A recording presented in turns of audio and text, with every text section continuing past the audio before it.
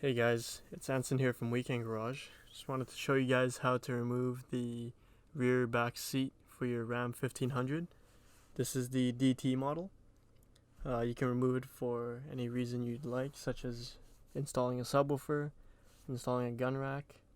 First off, you're going to need an E12 external Torx bit right here. This is going to be for 2 of the screws that require this head, such as left and right here. So I already took it out because it was pretty hard to take out. I don't want to show that on camera and waste time. In the back here, it's going to be a 18 mil socket. I used a wrench for the right side.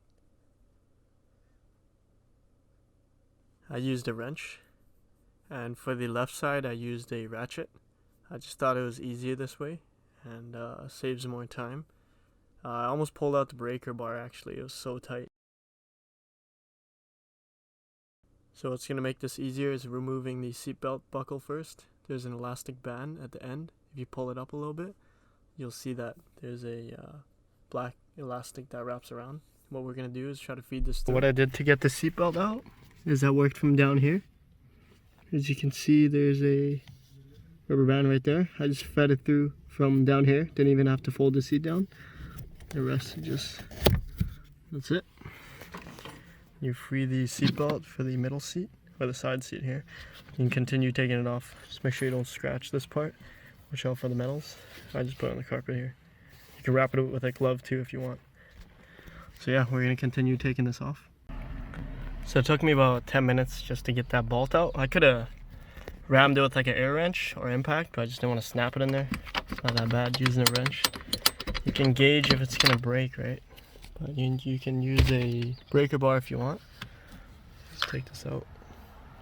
Put that somewhere safe. And I'll show you how to get the seat out. Alright, so I'll just give you some advice on how to get the seat out. I couldn't do it with one hand because it's quite heavy. So as you can see, there's 2 C-looking rails here. How that thing hooks on, it looks like this on the back of the chair. It just clips on like that. It's very vertical. There's no bends or anything.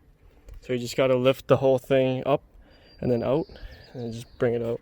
Just be careful not to scratch any of your paint. But there's no locking clips or weird harnesses you have to disconnect on this side at least.